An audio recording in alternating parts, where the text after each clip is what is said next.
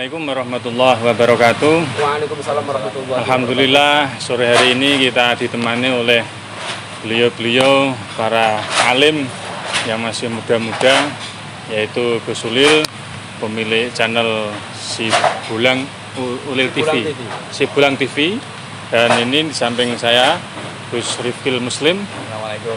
pemilik Gus Rifkil Channel. Gus Rifkil Channel. Alhamdulillah sore ini kita dipertemukan oleh Allah dalam semacam penuh berkah, dan kali ini alhamdulillah kita dipertemukan dalam suasana Bahsul Masail wilayah Nahdlatul Ulama Provinsi Jawa Tengah. Lalu sebenarnya apa sih makna dari Bahsul Masail itu? Karena kita sering mendengar apa itu Bahsul Masail, Bahsul Masail LBM itu apa? Karena perlu kita jelaskan dari beliau ini sebagai narasumber nanti, makna Bahsul Masail itu sebenarnya apa, agar para generasi muda ini memahami arti atau eksistensi daripada Bahsul Masail itu sendiri. Mungkin yang pertama, menurut Gus Ulil, Bahsul Masail itu kayak apa sebenarnya? Monggo Gus. Terima kasih Gus El dan Gus Rifki. Bahsul Masail itu ya membahas tentang masalah kekinian. Karena di era milenial ini kan banyak sekali orang-orang yang membahas hukum yang langsung bersumber kepada Al-Quran dan hadis. Dan kadang orang ini memang bukan ahlinya, sehingga apa yang disampaikan oleh Syekh Ibnu Hajar Al-Asqalani, idza takallamal mar'u fi ghairi fannihi atabil ajaib. Ketika seseorang itu bicara yang bukan pada bidangnya, maka akan mendatangkan atau akan mengeluarkan fatwa yang tidak jelas, yang aneh-aneh pasti. Artinya hukum Islam itu sumbernya kan Quran hadis ya, ditambah ijma' dan qiyas. Ketika kita hanya langsung istinbat hukum ke Quran hadis, kita tidak mampu, karena kita bukan mujtahid mustaqil. Maka perlunya adanya Bahsul Masail yang selalu menjadi ruh NU. Ruh NU itu ya di Bahsul Masail. Karena NU itu tahu cara mengambil hukum tidak langsung ke Quran hadis, karena kita tahu Quran itu kan sulit sekali. Ayat-ayatnya ada yang am, ada yang khos, ada yang mutlaqoh, ada yang muqayyad, nasih, mansuh. Nanti hadis juga ada yang am, ada yang khos, nanti klasifikasinya ada mutawatir, ada masyhur, ada aziz, ada ahad, dan lain sebagainya. Dan kadang kalau langsung kita Quran, kita tidak bisa. Karena Quran itu sering ta'arud antara ayat satu dengan ayat yang lainnya. Makanya kita perlu adanya Bahsul Masail dengan menggunakan referensi kitab-kitab karya ulama yang muktabar, yang mutabakhir dalam masalah ilmu agama. Artinya ketika kita langsung ke Quran hadis, justru nanti salah.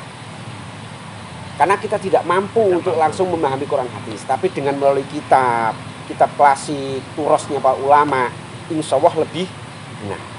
Jadi dapat dikatakan Bahsul Masail itu merupakan salah satu metode yang dipakai oleh Nahdlatul Ulama untuk menelurkan sebuah hukum mengenai permasalahan yang dihadapi oleh masyarakat. Lalu sistematikanya itu bagaimana Gus Rifkil? Sistematika daripada Bahsul Masail yang merupakan rohnya Nahdlatul Ulama. Sebenarnya ini dalam rangka kita al-muhafadzah ala waqti musola. Jadi salah satu menguri-nguri budaya dari salafus sholihin salah satunya dengan kita Bahsul Masail. Karena di Bahsul Masail itu kita diajak untuk menghukumi suatu perkara secara runtut. Yang pertama adalah definisi dulu. Kemudian setelah definisi ada klasifikasi. Setelah itu baru ada solusi. Bagaimana mungkin kita menelurkan sebuah solusi tanpa melewati fase-fase ini?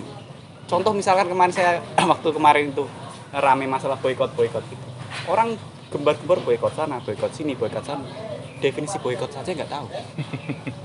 Tahu membeli, buang. Iya, ada lagi yang mengambil kemudian dibuang dengan judul boykot. Ada lagi yang membeli, yang tadi menjarah, yang ini membeli, sama-sama untuk dengan judul boykot.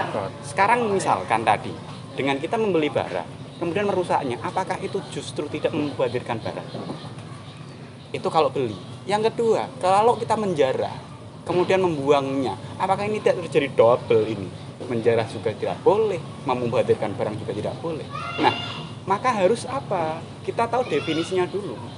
Takrifnya kalau di pesantren namanya. Takrif, kemudian dalam suatu ilmu itu ada khilaf. Bisa jadi menurut ulama ini boleh, menurut ulama yang ini tidak boleh. Nah, setelah itu baru dicari ibarat yang paling kuat nih. Menurut ulama ini kuatnya di mana? Menurut ulama ini mungkin kuat tapi kurang detail. Nah, maka diunggulkan biasanya dari kalau kita belajar hadis adalah yang sanad hadisnya lebih dekat dengan Rasulullah.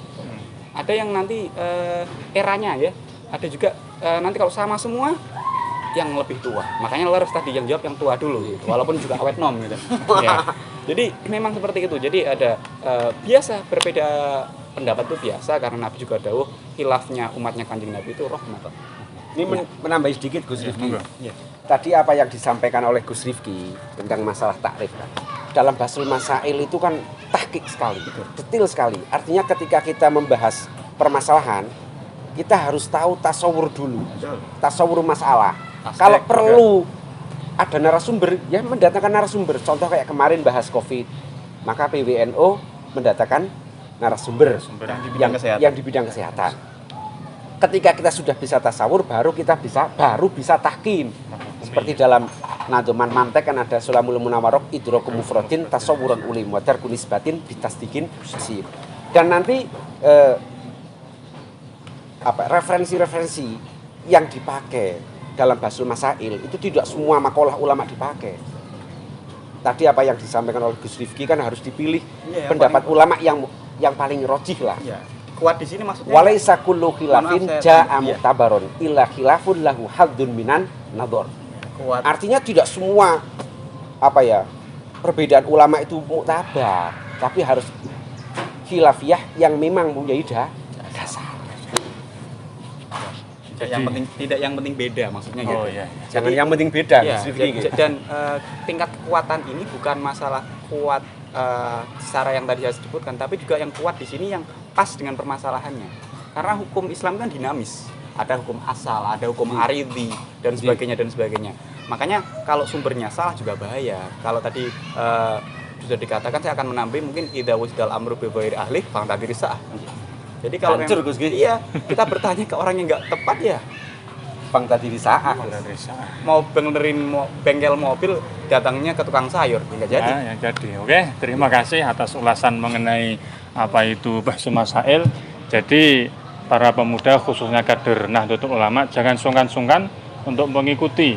Ya paling tidak nimbrung, diambil kopi, duduk manis, dengarkan regulasi Basul Masail yang terjadi di kalangan Nahdlatul Ulama ini agar apa?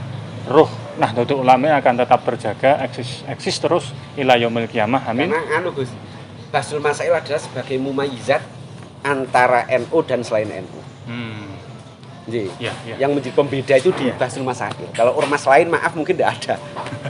Terima kasih. Kalaupun ada ya ambil terjemahnya. Ini termasuk khosois ya. Khosoisnya NU ya Basul Masail. Spesialnya NU itu ya di Basul Masail. Jadi terima kasih Gus Rifil atas paparannya dan Gus Rifil. Sama-sama. Ya semoga kita selalu bisa kolaborasi ya gitulah agar menyajikan video-video yang bermutu untuk kalangan muda. Sekian, assalamualaikum warahmatullahi wabarakatuh. Waalaikumsalam warahmatullahi wabarakatuh.